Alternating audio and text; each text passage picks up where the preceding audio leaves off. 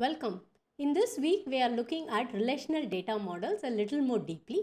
So, we are taking a look at RDBMS. So, in this module, we are going to understand functional dependencies in RDBMS. This is important to understand normalization because that is a very important aspect of database design.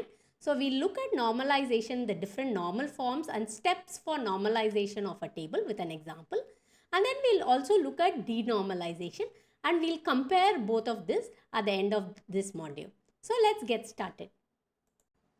Let's start by understanding functional dependency in an RDBMS. A functional dependency, also often known by FD, is a constraint that determines the relationship of one attribute to another attribute in an RDBMS. Right? So let's take an example of the employee table with attribute employee ID, employee name, employee address. So employee name is functionally dependent on employee ID because employee ID can uniquely identify employee name. A functional dependency is represented by an arrow. So here we call employee ID as a determinant because it helps to determine the attribute employee name, which is also called a dependent. So as you can see, functional dependency is essentially a set of constraints between two attributes in a relation or a table. So let's look at some of the types of functional dependency. So the first type of functional dependency is a trivial functional dependency. So in this example that we see here, so if a particular dependent is a subset of the determinant, then it becomes a trivial functional dependency. So we have seen the example of composite keys, right? So if we have employee ID, employee name, that is functionally dependent on the name. So you can see name is just a subset of it. So it's a very trivial to establish that dependency because name is already a subset of the original attribute or set of attributes that we are looking at. So what is a non-trivial functional dependency? Anything which is not a trivial is opposite of trivial is non-trivial. So a non-trivial dependency is where the dependent is not a subset of the determinant. So you can see your employee ID determines name, your employee ID would determine the street number, the employee ID would determine age, all of that are non-trivial dependencies. So then you have multi-valued functional dependency. A multi-valued functional dependency is where the attribute in the dependent set are not dependent on each other, right? So for example, so your employee ID determines name, employee ID determines age. It can also determine name and age as a set, right? But name and age in and of itself are not dependent on one another. So that is called a multi-valued functional dependency. Then you have a transitive functional dependency. A transitive functional dependency considers two functional dependency. So A dependent on B, B dependent on C. Then according to the transitive axiom, A is dependent on C must also exist. So let's take the example that we see in this table. So employee ID determines department. Department determines the street number. In this, so if it is the street number of the department, let's say, so then employee ID determines street number is a valid functional dependency. So this is called a transitive functional dependency. So there are different types of functional dependencies as we have seen. So there is a set of inference rules or axiom which is introduced by William W. Armstrong that is used to test the logical implication of functional dependency. So these are called Armstrong axioms. So there are three of it: axiom of reflexivity, axiom of augmentation, and axiom of transitivity. It is important to understand this because this plays a very important role in determining if the database design is optimized or not. So let's take a look at each of these in detail. An axiom of reflexivity or reflexive rule as it's called is very similar to your trivial dependency. If y is a subset of x, then x determines y. All right. So employee ID and name determines your name is a valid functional dependency and it's a trivial functional dependency. Whereas you have the augmentation rule. If X determines Y, then XZ determines YZ for any Z. Right? If X determines Y, then XZ is functionally dependent on YZ. So let's take an example. If employee ID name determines name holds true, then employee ID name age would determine name and age. So you can, for any new attribute that is added on both sides of your functional dependency, right? So that's an augmentation rule. Then you have your transitive rule, right? So if X determines Y and Y determines Z, then X must also determine Z. If so, that is what we already saw. Employee ID determines name, name determines department holds true, then employee ID determines department also should hold true. All right. So this is important. So in order to identify the normalization principles. Now that we have seen the functional dependency, we look at functional dependency. What are the advantages, right? So these functional dependency defines meaning and constraints of the database, right? So it's a way of constraining the attributes of a database. So it keeps database design clean. And one of the very important things that we will see based on these definitions, how functional dependency helps to remove data redundancy. All right, so let's get started. Building on top of functional dependency, we are going to move into understanding normalization. So normalization is the process of organizing the data in the database. All right, so it is essentially a set of steps taken to minimize the redundancy from a relation or a set of relations. So you can see, think of normalization as a set of steps towards better database design. So sometimes because your database gets evolved over time, right? So a large database may result in data duplication, which is repetition of similar data at multiple places. So this leads to what it essentially is waste and poor utilization of the disk space and resources. The likelihood of errors and inconsistency will increase as we try to update or delete information, right? So we'll see examples of that. It becomes difficult to update and maintain data, which involves searching multiple records for the record that is needed actually. And then we'll see undesirable characteristic like your insert, update and delete anomalies. We'll take a look at what each of them are in the next slide. So what normalization essentially helps us to do is essentially a set of steps to reduce redundancy. And how do we reduce it? It gives us a way to divide a large table into smaller ones and links them using relationships to maintain the data consistency and integrity. So why is that we need these techniques of normalization? Because as an application evolves, sometimes you may not, your database needs will also keep changing. So normalization is done once in a while in order to make sure that, hey, your database design is optimized.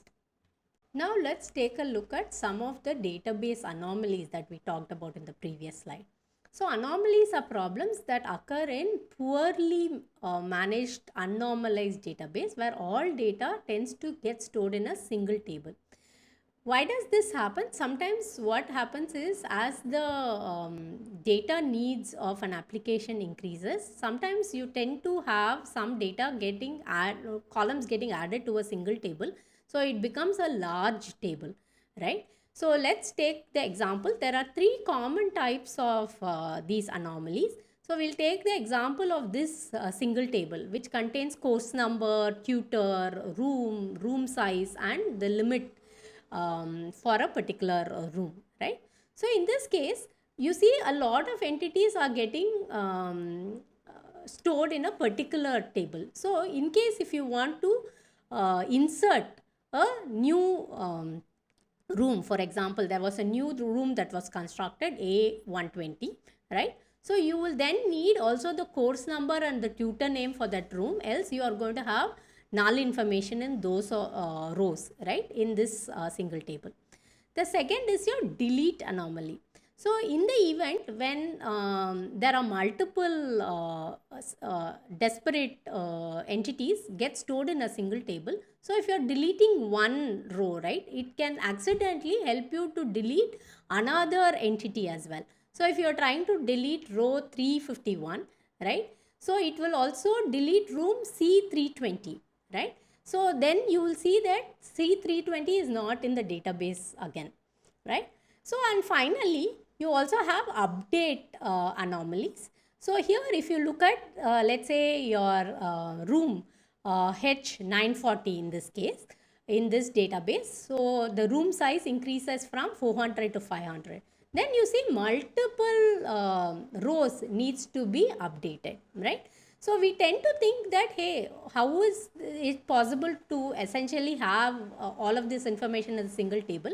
But there are cases when this happens because as the application needs increases, right? So there isn't effort taken to optimize database design. So at some point, there might be a single table which is storing multiple entities. So a failure to eliminate anomalies lead to data redundancy and data inconsistency, right? So this is the main important. So no longer the database is consistent. So these lead to, these are some of the problems as the database grows.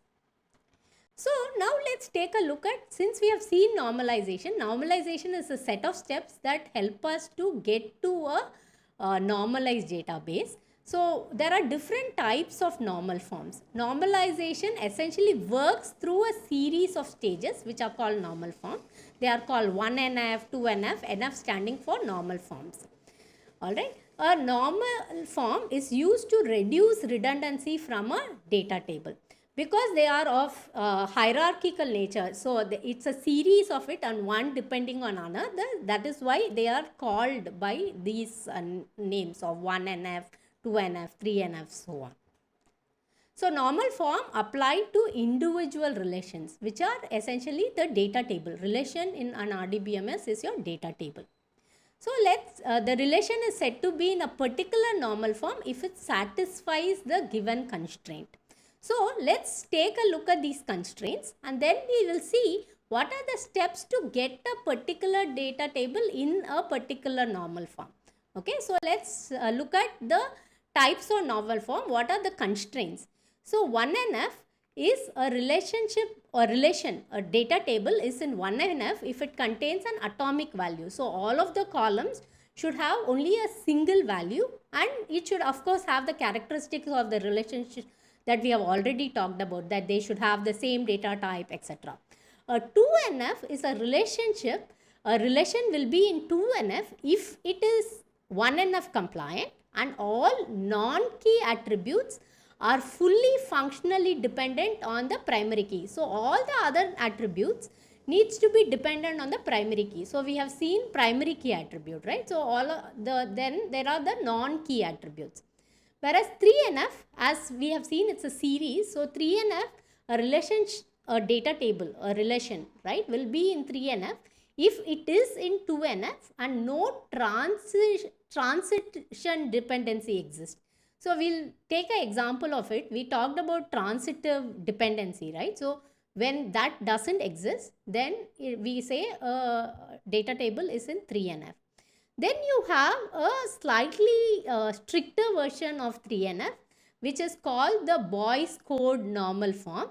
So a relationship is BCNF compliant if it is in 3NF, and for any dependency A determining B, A should be a super key. Alright, so we've already seen what a super key is. The set of all keys which help us to identify each of it, right? So we'll take an example to look at each of it. And then most databases, we tend to talk about 1NF, 2NF, 3NF and BCNF. 4NF and 5NF are not as strictly applied as much, but 4NF is essentially a relationship if it is in BCNF and has no multi-valued dependency. And final NF is if a relationship is if it is in 4NF and does not contain any joint dependency. So any join should result in lossless join of the data. So we'll see examples of it. So how do we get these table into each of these normal forms? So if your data table needs to be one in 1NF, right? The first thing is you have to eliminate repeating groups. Okay, so 1NF is atomic value. So anything which is more than a single value, you have to eliminate that. Whereas for getting your data table in 2NF, so you have to eliminate partial functional dependencies that exist. Okay, so by eliminating repeating groups, you get it into 1NF. Then you have eliminate all partial dependency. In order to get to 3NF, you eliminate transitive dependency in your table. Whereas for 4NF, you tend to eliminate multi-value dependency. And to get it to 5NF, you eliminate joint dependency. So here, if you look at it, right, so you can see that to get a value into 4NF, it should be 3NF compliant and it should do the other. So that's why you see each of it is a single block. So 1NF is only having one condition, then 2NF is 1NF plus the additional condition and so on. So let's take an example to understand the steps in normalization. Let's talk about first normal form. So let's take an employee detail table which has the employee code, employee name and the employee phone number. So here if you look at it, the employee phone number is not single value. So in your 1NF, all values should be atomic values which is single valued. So the best way to get your employee detail table to 1NF is to have a repeated row, right? So you have 101 John and the second mobile number is added into, so that makes your data table in first normal form. So now let's look at an example for the second normal form. So let's take an example of a employee project detail which has employee code, project ID, employee name and project name. So for a relational table to be in second normal form, it should be in first normal form, which is right. So all of the data are atomic, single valued. It must not contain any partial dependency, which means all non-prime attributes are fully functionally dependent on the primary key.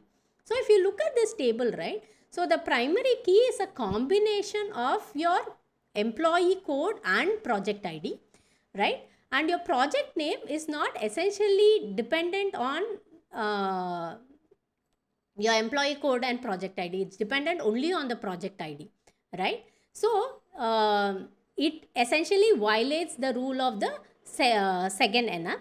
So the prime attributes are those which are part of one or more candidate keys. So to remove the partial dependency from this table and normalize it into second form, we can decompose it into an employee table and a project detail table, right? Your employee detail, employee code and employee name, project detail which has project ID and project name. And then you of course should have a joint table, right? Your employee project which combines your employee code and your project ID. So this will also essentially help you to store this many-to-many cardinality that we have already sort of seen. Alright, so now let's move on to the next normalization. Now let's look at the next normal form, the third normal form. For this, we have taken an employee detail table which is slightly extended, including the employee zip code and the employee city. For a table to be in the third normal form, it should be in the second normal form, and also there should not be any functional transitive dependency, which is no non-prime attribute is transitively dependent on the primary key. So in this table, if you look at it, it is not in the third normal form because your employee code determines the employee zip code and the employee zip code determines the employee city, right? So the zip code is not a super key and employee city is not a prime attribute. So it's important for us to remove this transitive dependency. So how do we do that? We can split it into an employee detail table which has just the employee code, employee name and employee zip code.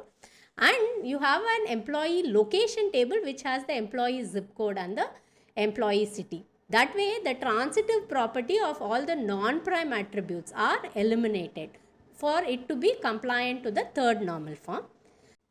Now let's talk about the advanced version of your 3NF, which is your BCNF, Boy's Code Normal Form. So for a table to be in a Boy's Code Normal Form, it should satisfy the 3NF, the third normal form. And for all non-trivial functional dependency, X dependent on Y, X should be a super key of the table. So in this table, it satisfies all normal form till the 3NF, but it violates BCNF because the candidate key of the above table is the employee code and the project ID.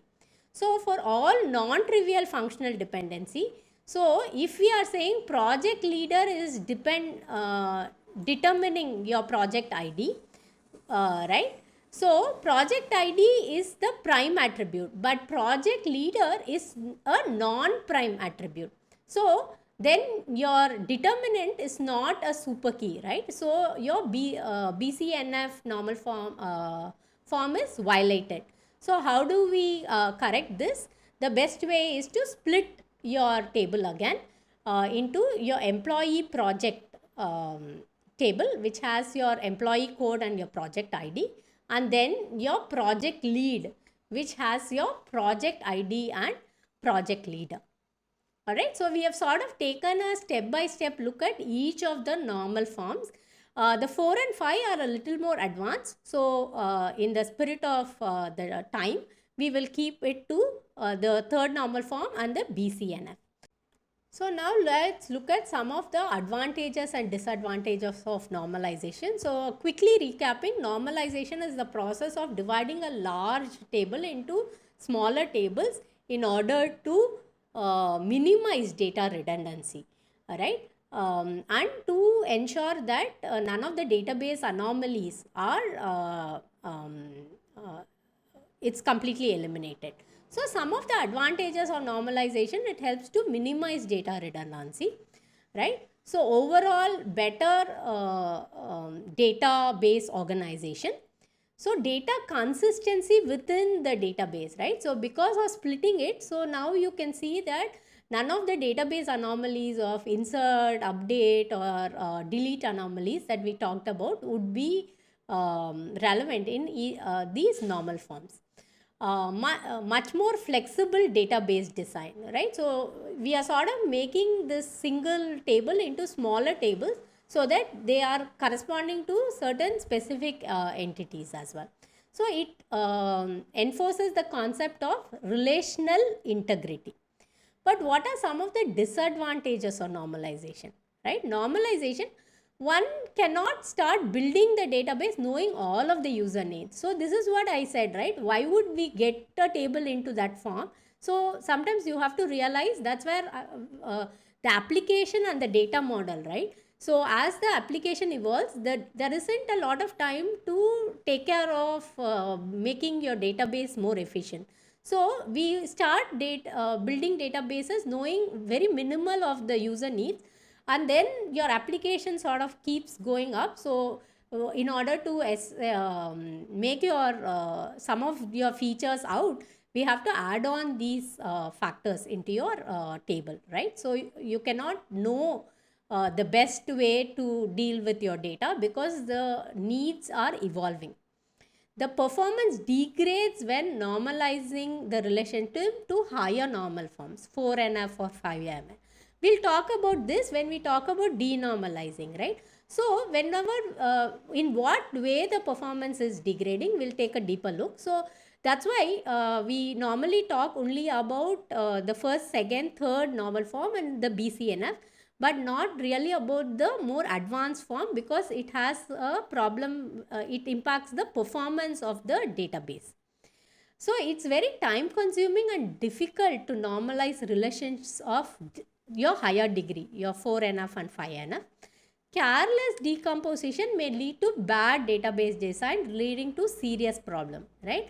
So again, it's very important to understand these normal forms. Because of the functional dependency being a little complex, you might carelessly sort of decompose, especially in a table which has multiple attributes, right?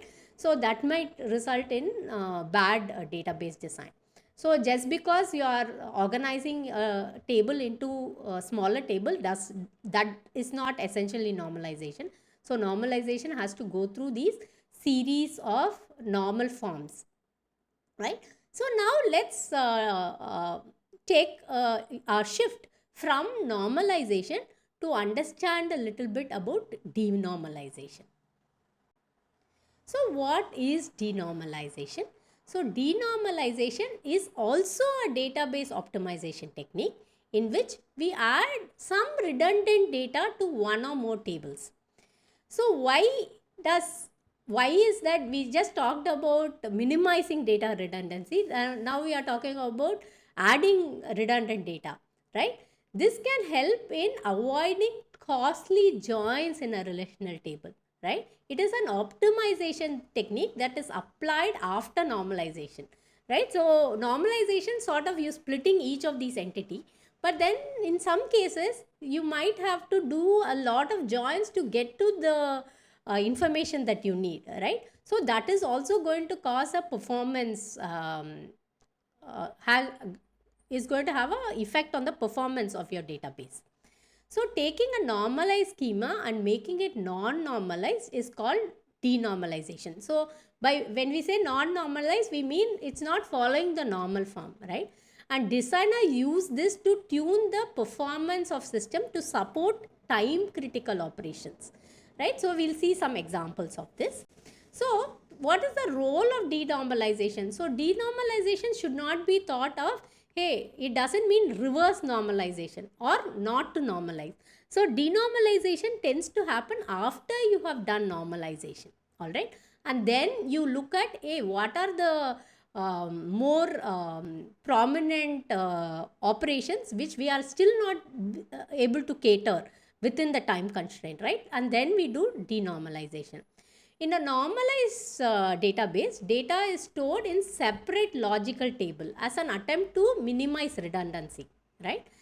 And the idea is to have only one copy of each piece of data in a database. So for example, let's take a normalized database, your courses table and your teachers table, right? So for each entry in the course, you should store the teacher ID for a course, but not the teacher name, because the teacher name should be in the teachers table. But if you want to, we are constantly trying to, whenever we are taking information about a course, if we need to retrieve a list of all courses with the teacher name all the time, right? So we have to keep doing this join. So in order to avoid this join, sometimes it is okay to store the teacher's name in the courses table itself, right? So that will result in your table not being joined with the teacher's table every time, especially when only one of the attribute of your secondary table is being used every time, right? So why denormalization helps? To avoid multiple joins, as we have seen, firstly, and to create separate redundant tables which may increase the potential of parallel operation, right? Every time we take a course, if the teacher information is needed, then we don't have to keep joining it, right? So you're creating this redundant table just so that it will result in the potential of parallel operation. It definitely, denormalization helps us to query faster, and it helps us to create columns. So denormalization also means you can create these columns, these attributes, right, which have aggregated values for faster access. So let's say you are looking at, so we'll see when we look at your SQL statements, right? So when we are aggregating data, so maybe some of the aggregated data can already be stored so that it can enable faster access of the data. So very quickly, let's see the pros and cons of normalization and denormalization. The reason we first look at normalization and denormalization is because we want to understand what is good database design, right? So, good database design sometimes require us to reduce redundancy, right, by doing normalization. That's your normalization. Whereas your denormalization introduce data redundancy for faster retrieval. So, there we are reducing redundancy for ensuring data inconsistency. Here we are introducing data redundancy for faster retrieval. So normalization makes the writes faster, which means any of the insert, update and delete operations that we did do on SQL gets done faster. Whereas your read operation, your select operation, right, gets faster in your denormalized database. So that's why normalization tends to be good for OLTP application, which is online transaction processing, all the operational data that we saw, right? Operational data. So it's good to for databases that look at operational data. Whereas your denormalization is good for your OLAP application analysis. So we'll talk about each of them in detail in the subsequent weeks as well. OLAP is online analytical processing application, right? So whenever for any of the big data applications, right? So normalization results us to do lot more of joins, whereas denormalization reduces the number of joins. With normalization, you're optimizing disk space, right? Because you're reducing duplication of data. Whereas in denormalizing, we are doing a little bit of wastage of disk space because we are increasing the data redundancy, right? And then in normalization, data integrity is maintained. Whereas in denormalization, it may not be maintained because we are adding the extra redundant columns that is of interest. So let's summarize. This has been a fairly long module, right? But the reason why I made it a longer module is so that we can have all the terminologies together. So if you need, please do go ahead and take a look at it once again. So what we have looked at in this module is understanding functional dependency, which are constraints between attributes in a data table in an RDBMS, right? So it was important to understand functional dependency to understand normalization, which is a step that is required to minimize data redundancy. So we looked at multiple normal forms and steps for normalization of the table. We looked at an example of doing the top 3 normal form, the first, second, third and the BCNF normal form. And then we looked at, after normalization, we looked at denormalization in a database, because it is also, there are constraints when we may require your data to have some data redundancy for your analytic kind of purpose. All right. So I'll bring about all of these as we talk more about OLAP and OLTP differences in the subsequent modules. Right. So this has been a long module. So do go and revisit any of the specific slide to get a complete understanding. So I will see you in the next video. Thank you.